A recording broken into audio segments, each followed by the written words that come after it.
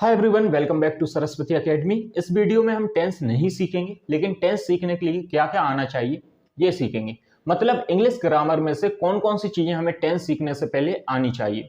जैसे सबसे पहले हमें सब्जेक्ट के बारे में पता होना चाहिए। अगर हम एक सेंटेंस बनाते हैं तो उसमें जिसके द्वारा कोई काम किया जाएगा या जिसकी हम बात करेंगे उसे हम सेंटेंस का सब्जेक्ट कहेंगे। जैसे इन वाक्यों को देखिए, राधा गाना गाती है, तो सब्जेक्ट क्या हुआ? राधा, क्योंकि क्रिया किसने की? राधा ने। ऐसे ही अगर हम कहें कि हम क्रिकेट खेलते हैं, इस वाक्य में सब्जेक्ट हम हैं, क्योंकि क्रिया किसके द्वारा हुई? हमारे द्वारा।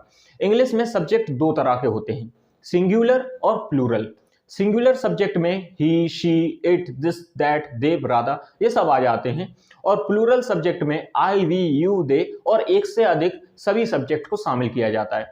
एक बात और समझिए, आई मतलब तो मैं होता है और मैं सिंगुलर है, तो फिर आई को प्लूरल में शामिल क्यों किया? तो देखो, एक एक्सेप्शन है। जैसे हिंदी में हम कभी कभी मैं की जगह पर हम का उपयोग करते हैं, जबकि मैं एक वचन है और हम बहुवचन है, फिर भी समय के साथ चलन में आ गया। वैसे ही इंग्लिश में आई है तो सिंगुलर, लेकिन समय के साथ हम इसे प्लूरल की तरह उपयोग करने लगे और कहीं कहीं पर सिंगुलर की तरह भी उपयोग करते हैं।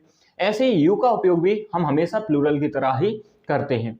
अगर आप एडवांस लेवल पर हैं तो आप इस टेबल के अकॉर्डिंग भी सब्जेक्ट को समझ सकते हैं, बाकी इग्नोर कर सकते हैं। अब हेल्पिंग वर्ब को समझिए। किसी वाक्य में प्रयोग किए जाने वाले ऐसे शब्द जो क्रिया के समय या स्थिति के बारे में बताते हैं कि क्रिया किस समय में हो रही है, तो ऐसे शब्दों को हेल्पिंग वर्ब या सहायक क्रिया कहते हैं। आपको इनके बारे में अभी बस इतना समझना है कि ये सब्जेक्ट और समय के अकॉर्डिंग लगाई जाती हैं। तो हमें जब भी हेल्पिंग वर्ब लगानी है, पहले हम सब्जेक्ट को देखेंगे, समय को देखेंगे और फिर सही हेल्पिंग वर्ब का चुनाव करेंगे।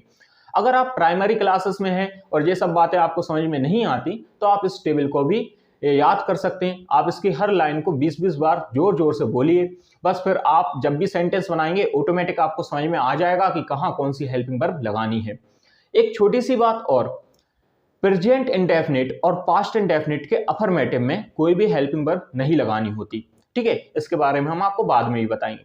इसके बाद हमें वर्ब के बारे में पता होना चाहिए। जैसे इंग्लिश में जो वर्ब होती है ना, go, come, sleep, walk, listen, read, write, ये सब 5 फॉर्म में होती हैं। तो टेंस सीखने से पहले आपको कम से कम 50 से 100 वर्ब याद होनी चाहिए, सेकंड और थर्ड फॉर्म के साथ। फोर्थ और फिफ्थ फॉर्म में कुछ नहीं है। फोर्थ फॉर्म बनाने के लिए फर्स्ट फॉर्म में आईएनजी और फिफ्थ फॉर्म बनाने के लिए फर्स्ट फॉर्म में टू लगाना है बस। इन तीनों के बाद सब्जेक्ट में जो कुछ भी बचता है उसे हम ऑब्जेक्ट कहते हैं। सेंटेंस बनाते बनाते आप ऑब्जेक्ट के बारे में अच्छे से समझ लेंगे, ठीक है। अब हम बात करते हैं टाइप ऑफ सेंटेंस की। देखिए, अफर्मेटिव और नेगेटिव सेंटेंस बनाना बहुत आसान है, लेकिन जब इंटेरोगेटिव की बात आती है तो काफी गलतियां होती हैं। इन गलतियों से बचने के लिए आपको सबसे पहले यह समझना होगा कि इंग्लिश में इंटेरोगेटिव सेंटेंस दो तरह के होते हैं, सिंपल इंटेरोगेटिव और डबल इंटेरोगेटिव। दोनों में बहुत अंतर है। सिंपल इंटेरोगेटिव की हिंदी में शुरुआत हमेशा क्या से होती है और इंग्लिश में शुरुआत हेल्पिंग वर्ब से होती है, और इनका जवाब हाँ या ना में ही दिया जा सकता है। जबकि डबल इंटेरोगेटिव में वाक्य के बीच में क्या, कब, कहाँ, कैसे WH वर्ड आते हैं और इनका जवाब हमें हाँ और ना के अलावा कुछ और देना होता है। इनके जवाब में हाँ और ना ही नहीं दे सकते हम। जैसे अगर हम कहें कि क्या आप क्रिकेट खेलते हैं, तो इसका जवाब हाँ या ना में होगा। क्या उसने आपसे बात की, इसका जवाब हाँ या ना में होगा। लेकिन अगर हम कहें आप कहाँ जा रहे हैं, तो इसका जवाब हाँ या ना में आप नहीं दे पाएंगे। इंग्लिश में ऐसे वाक्य बनाने के लिए आपको काफ़ी चीज़ें समझनी पड़ेंगी। जैसे अगर आप सिंपल इंटेरोगेटिव सेंटेंस बनाते हैं तो आपको कुछ नहीं करना, सबसे पहले हेल्पिंग वर्ब लगानी है, उसके बाद सब्जेक्ट लगाना है और बाकी की चीज़ें बाद में। लेकिन जब आप डबल इंटेरोगेटिव बनाते हैं तो सबसे पहले आपको उस WH वर्ड की इंग्लिश लगानी होती है, उसके बाद हेल्पिंग वर्ब, ठीक है। तो ये बात आप समय के साथ और अच्छे से सीख जाएंगे। अभी बस आप एक बात को ध्यान रखना कि देखो, ये सब चीज़ें कठिन नहीं है। जब आप टेंस सीखेंगे तो काफ़ी चीज़ें ऐसी होंगी जो आपने पहले से सीख रखी हैं, वो बीच बीच में आपके उपयोग में आएंगी। कुछ चीज़ें ऐसी होंगी जो नहीं होंगी, आप अभी सीखेंगे।